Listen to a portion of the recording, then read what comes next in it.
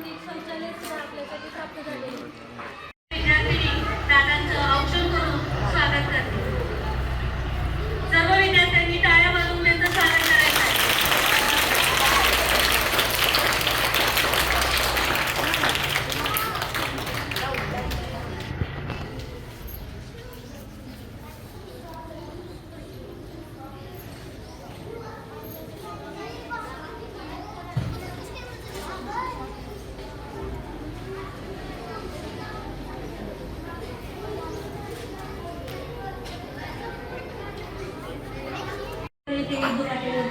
पूर्ण करून घेतलं फरशी आणि रंगाचं आणि त्यामुळे ते रनिंग बोर्ड लिखाणाचं काम चालू आहे. आणि 2 दिवस झालं मुलं आम्ही आत बसवतो नाही तर बाहेरच बघायला टप्प्याटप्प्याने काम करावं लागतं होतं. आणि सामान पण अजून पाहिजे तिथं लागलं गेलं तर चालू आहे. त्यामुळे पूर्तता एका वेळेस करता येत नाही. काम झालं चालू झाल्यापासून बरेच टीचर्स हे करतात ॲडजस्ट करून मुलांना. आणि आता 5 जणी आहोत.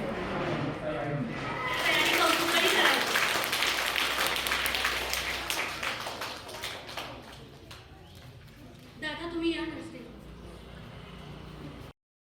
माजी सरपंच सन्मान्य व्यासपीठ इथं उपस्थित असलेले आपले सगळे प्राचार्य शिक्षिका आणि सगळे विद्यार्थी मुलांनो मुलींनो, खरं तर इथं यायला मला थोडा वेळ लागला त्याबद्दल दिलगिरी व्यक्त करतो. आज अचानक आपला हा कार्यक्रम ठरला. सकाळी मला ताई येऊन भेटले आणि असा एक चांगला कार्यक्रम त्यांना करायचा आहे अशी इच्छा माझ्यापाशी त्यांनी व्यक्त केली. एक आता येणाऱ्या 2-3 दिवसात मला मुंबईत कार्यक्रम आहे, त्याच्यामुळं तेव्हा मी वेळ देऊ शकलो नाही आणि अचानक आमचं ठरलं की आज आता जाताना जर आपण हे सगळं नियोजन जर करू शकलो तर मग आपण हा कार्यक्रम आता लगेच घेऊ.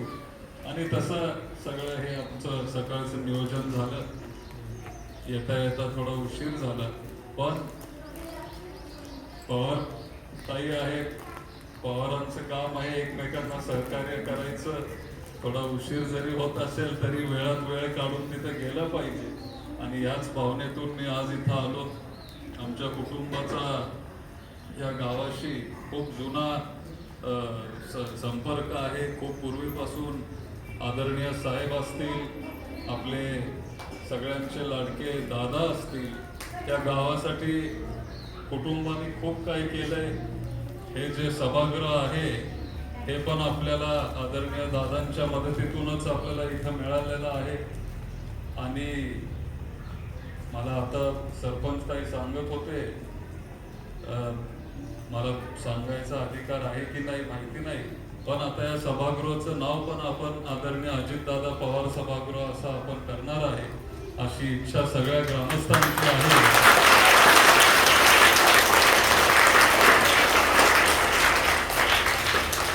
मलाही तुम्हाला ते सांगायला एक आनंद वाटतो की तुम्ही सगळ्यांनी मिळून असा एक चांगला निर्णय घेतलाय. आम्हाला आणि पवार कुटुंबाला याचा फार आनंद होत आहे आणि झालेला आहे. माळेगाव खुर्दमध्ये पूर्वी पाणी सुद्धा प्यायला नसायचं, पण इथं मोठी लिफ्ट इरिगेशनची स्कीम पवार साहेबांच्या काळात त्यांनी इथं आणल्यामुळं तुम्हाला सगळ्यांना इथं उत्तम शेती करता आली. साहेबांनी त्यांच्या काळात चांगलं काम केलं, तेच काम आदरणीय दादांनी पुढं नेलं आणि आम्हालाही तुम्ही सगळ्यांनी आता मदत करावी एवढीच इच्छा मी व्यक्त करतो. आज सगळी मुलं एकदम लहान आहेत, तुम्ही आता आयुष्याची सुरुवात करताय, तरी तुम्हाला हे सगळे ग्रामस्थ किंवा तुमचे सरपंच मंडळी असतील, ग्रामपंचायत असेल, आपल्या गावातले सगळे कार्यकर्ते तुम्हाला मदत करताय. हे स्पेशल स्पोर्ट्स किट तुम्हाला दिले. फक्त दुकानात जाऊन कुठलं तरी स्पोर्ट्स किट्स असं विकत द्यायचं असं नाही, पण तुमचे माप त्यांनी घेतलेत आणि तुम्हाला सगळ्यात चांगल्या क्वालिटीचं स्पेशल असं स्पोर्ट्स किट आपल्या सरपंचांनी, त्यांच्या कुटुंबाने, अख्ख्या संपूर्ण पवार फॅमिलीच्या आशीर्वादाने तुम्हाला ते दिलेलं आहे. या किटचा चांगला वापर करा. स्पोर्ट्स असतील, कला असेल, अभ्यास तर तुम्ही करा, पण इतर वेगळ्या क्षेत्रांमध्ये पण तुम्ही तिथं थोडं इंटरेस्ट घेतला पाहिजे, चांगलं काम केलं पाहिजे. अभ्यास करत असताना स्पोर्ट्समध्ये पण आपण पुढे गेलं पाहिजे, तब्येतीची काळजी घेतली पाहिजे, शरीराची आपण काळजी घेतली पाहिजे. ह्या भावनेतून आपण खरं तर हा कार्यक्रम इथं आज राबवतोय आणि स्पोर्ट्सवर पण आपण लक्ष दिलं पाहिजे ही इच्छा आपल्या सरपंच ताईंची, सगळ्या इथल्या ग्रामस्थांची आहे. आणि मला विश्वास आहे की इथली सगळी मुलं पुढे जाऊन चांगलं काम करतील. सगळे सोयी सुविधा तुम्हाला आपण दिलेल्या आहेत आणि माझी वैयक्तिक इच्छा आहे की आपल्या तालुक्यातील जे सगळे जिल्हा परिषदेचे जे शाळा असतील किंवा शहरात जे नगरपालिकेचे जे शाळा आहेत तिथं आपल्याला मोठ्या प्रमाणात काम करायचंय. माझ्याकडून किंवा आपलं शरीर फाउंडेशन कडून जे काय मदत आपल्याला इथं जिल्हा परिषद शाळेला लागत असेल तुम्ही येऊ शकता. आपण बाहेरून काही CSR फंड आपण गोळा करू शकतो.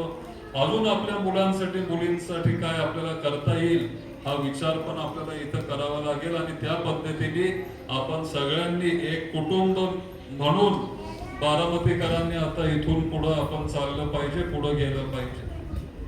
आपल्या सगळ्यांसाठी एक खूप मोठा आधार गेलाय आणि त्याच्यामुळं ज्या पद्धतीचं काम आदरणीय दादा करत होते त्यांना अभिमान वाटेल असं आपण सगळ्यांनी एकत्र येऊन आपण ती कामं केली पाहिजेत. म्हणजे स्वच्छता दादांना आवडायची, आपली शाळा, आपलं घर, आपलं मंदिर, आपलं सभागृह आपण चकाचक ठेवलं पाहिजे. कुणासाठी वाट न बघता आपणच सगळं आपलं घर आणि आपलं गाव आपण साफ केलं पाहिजे, स्वच्छ ठेवलं पाहिजे.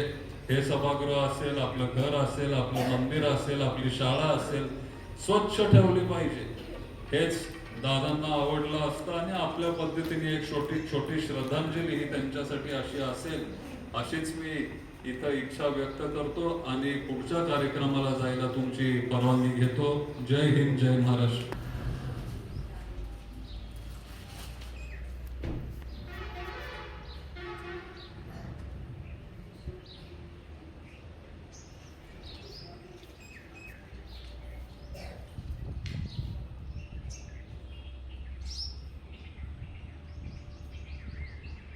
काटेवाडीत पण राहिलंय ते नाव. हो ते आता तिथं हाफ सर्कलमध्ये ते कालच झालं ना वरचं, आता रंगाचा वेळेस घेणार. इथं काय आहे?